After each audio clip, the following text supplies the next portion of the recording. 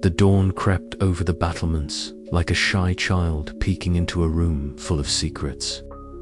Jasper, once merely the kingdom's jester, now found himself standing before an army as improbable as a sober drunkard. The motley crew of misfits, fools, and oddly talented oddballs gathered in the dewy morning, their faces a mixture of hope, skepticism, and the faint scent of stale ale. Jasper adjusted his cap, the jingling bells ringing softly a tune of impending change. "Good morrow, brave idiots," he called out, voice ringing with a confidence he was still learning to own. "Today, we abandon the drab drumbeats of war and march to the cadence of laughter and truth." The soldiers blinked, some exchanged wary glances, but the gleam in Jasper's eyes was infectious. He unfolded his plan, a tapestry woven not from swords and shields, but from the cunning art of unmasking illusions with wit and candor. Mistress Snark, ever the skeptic, arched an eyebrow.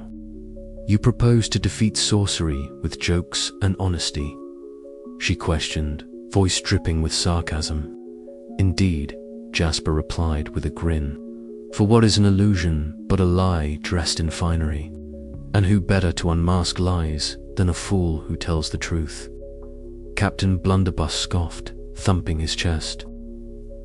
"Bah, I've seen more effective tactics in a drunken brawl at the tavern." Yet even he couldn't suppress a chuckle when Grumple, the army's slowest recruit, attempted a simple marching drill only to trip spectacularly over his own foot, landing with a graceless flop that sent nearby soldiers into peals of laughter. This spontaneous comedy thawed the icy doubts that had clung to the camp like morning mist. As the day wore on, Jasper organized training unlike any the kingdom had seen. Instead of rigid drills, he encouraged storytelling, riddles, and mock battles where the weapons were words and the shields were honesty. The soldiers learned to spot the subtle cracks in their foes' magical facades, to challenge illusions not with brute force, but with the unexpected weapon of truth. One moonlit night, Jasper took a small group to test his strategy. They approached an enemy outpost surrounded by shimmering illusions walls that shifted like mirages, enemies that flickered and doubled. Jasper stepped forward, voice loud and clear, and told a story so absurdly truthful about the enemy commander's obsession with collecting enchanted spoons that the illusions wavered, then collapsed like mist under the morning sun.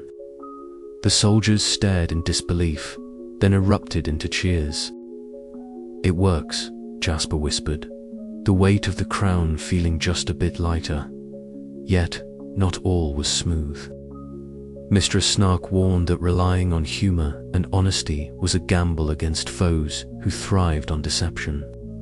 "If we falter," she said, "our laughter will ring hollow, and the truth may cut us deeper than any blade." But Jasper was undeterred. He believed that in a world twisted by lies and illusions, only a fool armed with unvarnished truth could turn the tide. As the chapter closed, the Jester's army, once a motley band of misfits, began to see themselves as something more force that could defy magic with the sheer power of wit and candor. And so, the war of illusions was met not with swords alone, but with laughter that echoed through the enchanted forests and truth that burned brighter than the fiercest spell. It began, as most things did in this topsy-turvy kingdom, with a reflection or, rather, 1,000 reflections. Standing at the edge of what should have been a straightforward battleground, I found myself staring into an endless hall of mirrors. The enemy had outdone themselves. Walls of glistening glass rose from the earth, each pane shimmering with enchantments that distorted, duplicated, and multiplied every image. Our army, my army, was caught in a funhouse of magical trickery. The only problem was, this wasn't a carnival ride. It was a war zone. I adjusted my fool's cap, the bells jingling nervously as I took a deep breath. The court might have enjoyed my honesty, but honesty on a battlefield was a different matter entirely. Well, I muttered to myself, if everyone else is lying, at least I have the truth on my side. Though judging by these mirrors, the truth might be playing hide and seek. Sir Bumblebottom, our esteemed captain of the idiots, stumbled beside me, his oversized helmet wobbling perilously. "Your Majesty," he said, squinting at the kaleidoscope of reflections, "which one is the enemy?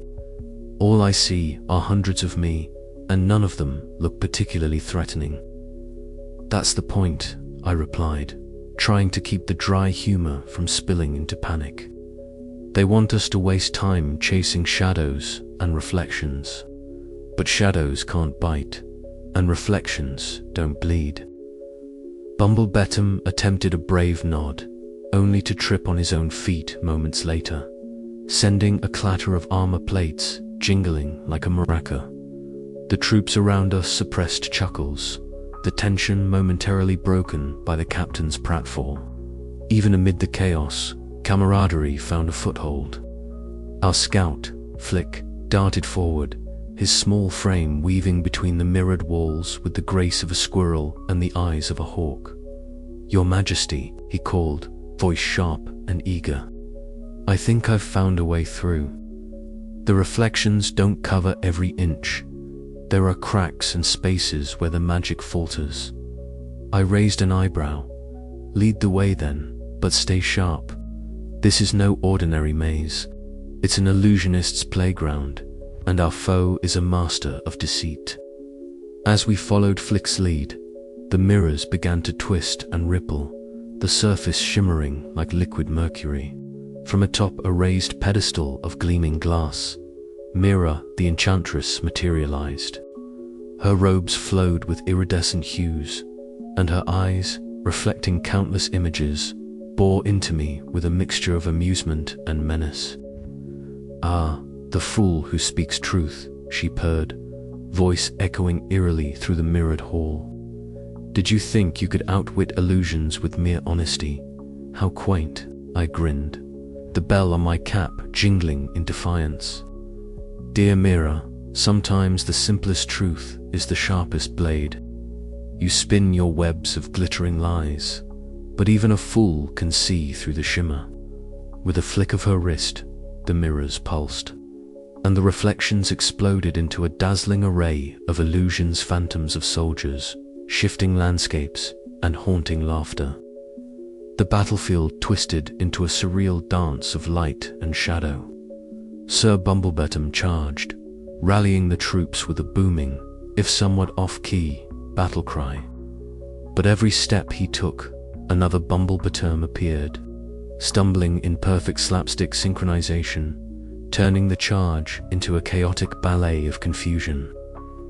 Our soldiers found themselves laughing and tripping, their focus fractured by the absurdity.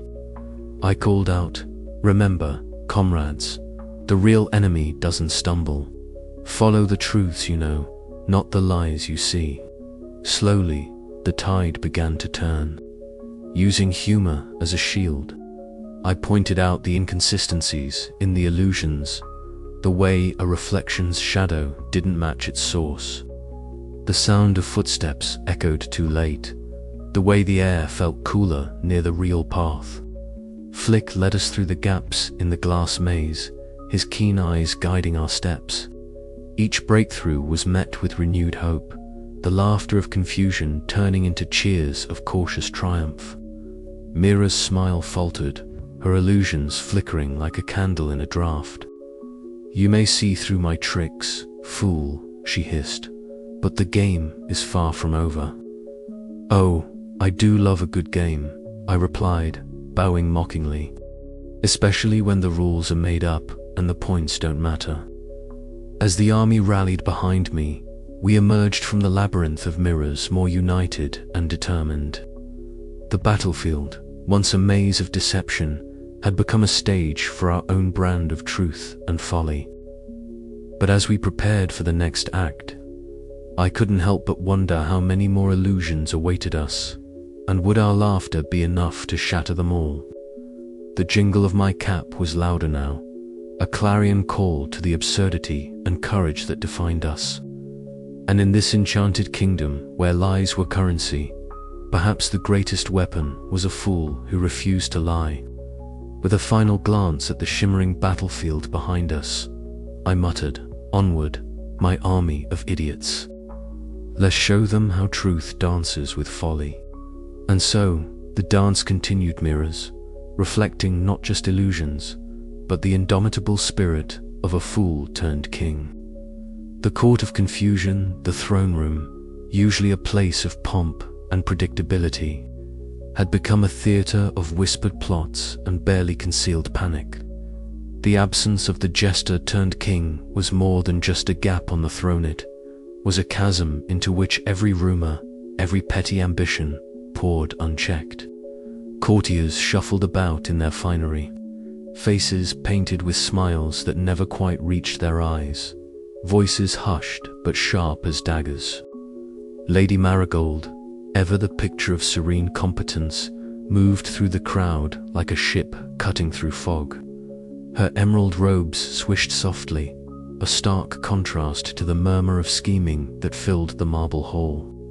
She had always been a loyalist, her devotion to the kingdom unwavering, even when the old king had been more interested in his wine than his subjects.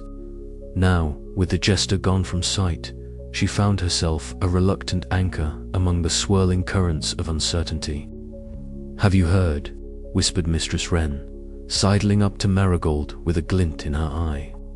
The court gossip was a diminutive whirlwind of energy, eyes darting like a bird's as she delivered her latest tidbit. "They say Lord Fumbleton is gathering allies for some grand scheme. A coup, perhaps." Marigold's gaze flicked toward the rotund figure of Lord Fumbleton, who was currently engaged in a lively conversation with a group of equally suspicious-looking nobles. His overly bright clothes and greasy moustache gave him the appearance of a man trying too hard to stand out an impression that suited his ambitions perfectly. "Fumbleton has always fancied himself a kingmaker," Marigold murmured, "but without the jester here, the court is a nest of vipers." Meanwhile, Sir Reginald paced near the main entrance, his polished armor reflecting the flickering torchlight. His expression was as stern as the steel he bore, every furrow in his brow a testament to his concern for the kingdom's stability. The guardsmen under his command were restless, their loyalty as uncertain as the day was long. "The palace holds more secrets than the deepest dungeons," Sir Reginald confided to Marigold during a brief moment of privacy, "and in the jester's absence, those secrets are taking on a life of their own." The irony was not lost on her. The man who had once been the kingdom's fool, the sole bearer of truth, was now a ghost within his own quarter, truth-teller absent in the very place that needed him most.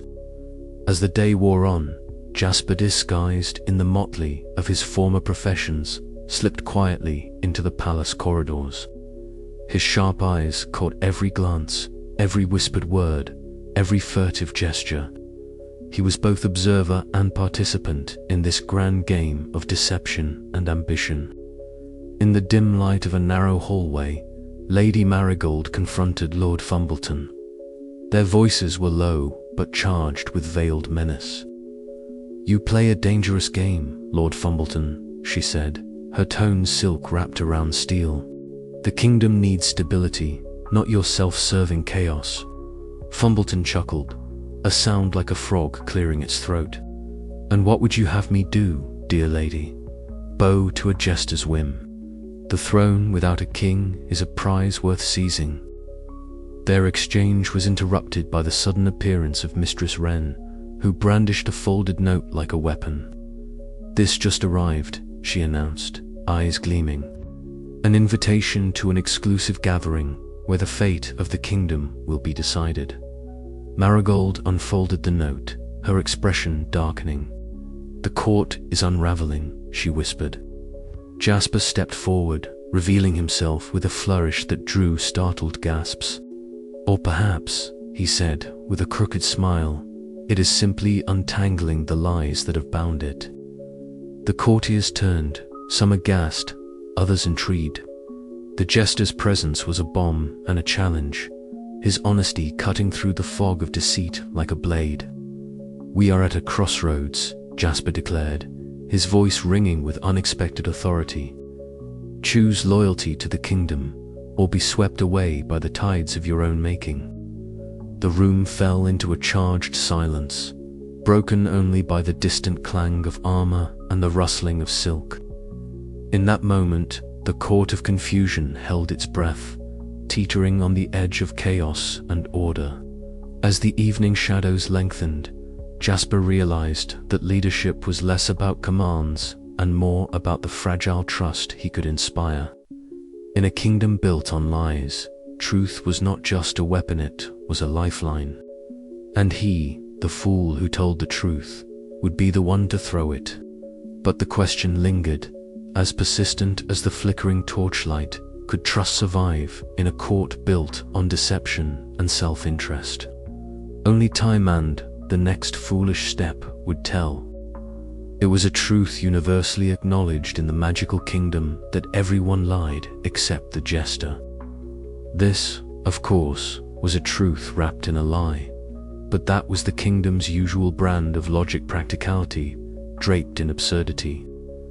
On this particular day, I found myself standing in the royal archives, a dim cavern of dusty scrolls and ancient tomes that smelled faintly of aged cheese and forgotten secrets.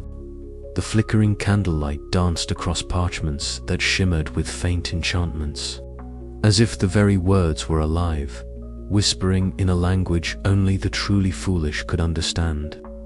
Master Thatch, the court magician, with his wild white hair and spectacles magnifying eyes that had seen far too much, leaned over a particularly ancient scroll.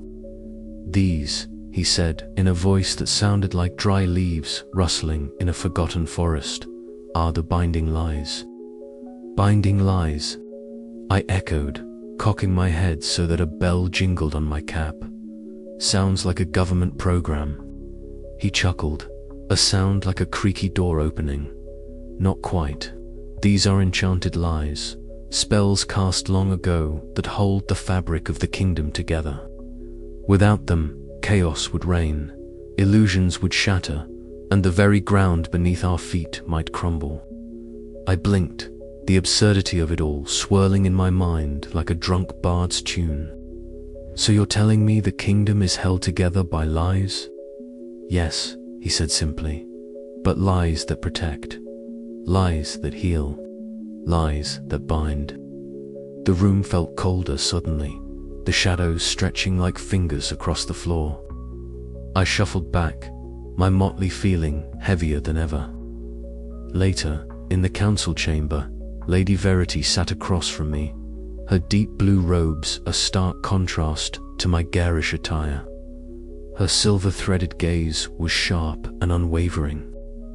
"Your Highness," she began, her voice steady, "honesty has served us well, but not all truths are beneficial. Some lies maintain the peace and morale of the people. To unravel them recklessly could bring ruin." I tapped my fingers on the wooden table, my mind a jigsaw puzzle missing its final piece. "But am I not the jester, the one who must tell the truth?" She smiled, a sad smile, "and sometimes the greatest truth is knowing when not to speak it." The council listened in silence, the flickering candlelight casting long shadows that danced mockingly on the walls. The paradox of truth and lies hung heavy in the air, a riddle with no easy answer. That evening, I escaped to the castle gardens at twilight. The scent of night flowers was intoxicating, their heavy perfume wrapping around me like a velvet cloak. The distant laughter of the court echoed faintly, playful and cruel all at once. I wandered along the cobblestone paths, the cool air whispering secrets only the fool could hear. How had I become so entangled in these webs of deceit, Was my honesty a beacon or a blunder? Was I the fool or the king? Captain Bumble's voice jolted me from my reverie the next day. In the war room, amidst maps and miniature soldiers, his latest blunderer, disastrously misplaced supply wagon, had the room erupting in laughter. His nervous grin and clumsy apologies reminded me that even amidst chaos, there was strength in camaraderie and shared folly. Perhaps, I thought, the kingdom was not just held together by lies or truths, but by the laughter and resilience that lived between them. As the candle burned low that night, I sat alone, the weight of leadership pressing upon me. The enchanted lies that bound our realm were not mere falsehoods, but a complex tapestry woven with care and necessity. To lead was to navigate this delicate balance, to know when to speak and when to smile in silence. And so, with a fool's heart and a king's burden, I resolved to embrace the paradox, to wield truth and lie alike as tools in the grand performance of governance.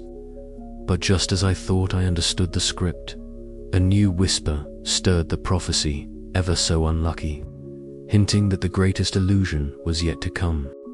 And with it, the question, was I fool or king, or merely a player in a far grander jest? The game was far from over, and the punchline, I suspected, was yet to be delivered. The grand hall of the Illuminary Palace was no longer a place anyone could recognize with certainty. What once had been solid stone walls and polished marble floors now rippled like liquid glass, as if the very fabric of reality was being kneaded by unseen hands. Chandeliers hung upside down from the ceiling, their candles flickering wildly yet casting shadows that danced with a life of their own, independent of their flickering flames. The air smelled faintly of burnt sugar and ozone, a scent that made the hairs on the back of my neck stand on end. I stood at the center of this surreal stage, my fool's cap jingling softly with each nervous twitch of a head or shrug of a shoulder. Facing me was Mordrith the illusionist, the enemy's enigmatic leader whose reputation for weaving nightmares and fantasies alike was as legendary as his disdain for honesty. He was draped in robes that shimmered and shifted like smoke caught in a breeze, his face obscured by a mask that flickered one moment beautiful, the next terrifying. His eyes gleamed with a cunning that could have frozen a lesser man in place. "Ah, Your Majesty," Mordrith purred, his voice smooth as silk and twice as dangerous. "I trust you're ready to dance with shadows, to play with mirrors and smoke." I adjusted the motley around my shoulders and grinned, the bells on my cap chiming. "More ready than you think, Mordrith. After all, a fool's greatest weapon is the truth, something your illusions can never wear like a cloak." Sergeant Bumble shuffled beside me, his armor clinking awkwardly. He gave a nervous glance at the swirling room. "Do you think this is safe, sire?" "Safe?" I chuckled. "When have I ever been safe?" Mordrith waved a slender hand, and the walls around us began to warp further, twisting into impossible angles and shapes. The floor beneath my feet shifted like a kaleidoscope, colors bleeding into one another and forming dizzying patterns. From the edges of the room, phantasmal figures emerged, ghostly dancers, snarling beasts, and whispering faces that dissolved before you could focus on them. "Behold," Mordrith declared, "the power of illusion. What you see is not what is, and what is will never be trusted." I took a deep breath, feeling the weight of every aerial and spectral on me. "Then let us see if your illusions can withstand a fool's honesty." With that, I began, not with magic, for I had little of that sort, but with words, the sharpest tool in my arsenal. I pointed at the nearest phantom, a snarling wolf made of smoke and shadow, and said, "You're not a wolf, but a trick of light and fear. And like all tricks, you're empty underneath." The wolf flickered, its snarls turning to confused whimpers before it dissipated into a wisp of smoke. Encouraged, I moved on, calling out the lies behind each illusion. This chandelier doesn't hang upside down. It's your mind playing a cruel joke. That echoing laughter, just the wind trapped in your ears. Each truth I spoke cracked the illusions like fragile glass, causing the room to shudder and ripple as if it too was startled. Mordred's eyes narrowed, and he conjured a swirling vortex of colors and shapes, more dazzling and confounding than anything I had yet seen. The vortex twisted around us, pulling at the edges of reality, threatening to swallow us whole. "You cannot defeat what you cannot hold," he hissed. "Illusions are stronger than truths, for they are what people want to believe." But I smiled, the bells on my cap jingling as I stepped closer. But illusions crumble when faced with laughter and light. I launched into a barrage of biting truths wrapped in humor, mocking the grandiosity of the illusions and the absurdity of their creator. "Is that your best? A swirling mess of colors and mirrors. I've seen better magic tricks at a tavern's birthday party." The vortex faltered, colors spilling haphazardly like spilled paint. Mordred's mask flickered, revealing a flicker of doubt in his gleaming eyes. Our gazes locked a moment of silence thick with tension. For the first time, I saw behind the mask not a master of deception, but a man fighting to hold on to his illusions. You see through me," he whispered, voice cracking. "Indeed," I replied softly, "because I have no illusions to hide behind." In that suspended moment, the hall seemed to hold its breath. Then I did the unthinkable. I laughed. Not a mocking laugh, but a genuine, hearty laugh that echoed through the hall and shattered the tension like glass. The illusions wavered, flickering and dissolving into nothingness. The walls solidified, the chandeliers righted themselves, and the warm, natural light of the sun spilled through the stained glass windows. Mordred staggered back, his mask finally falling away to reveal a face both weary and begrudgingly respectful. "You are a fool, indeed. But perhaps the greatest of all." I bowed with a flourish, bells jingling merrily.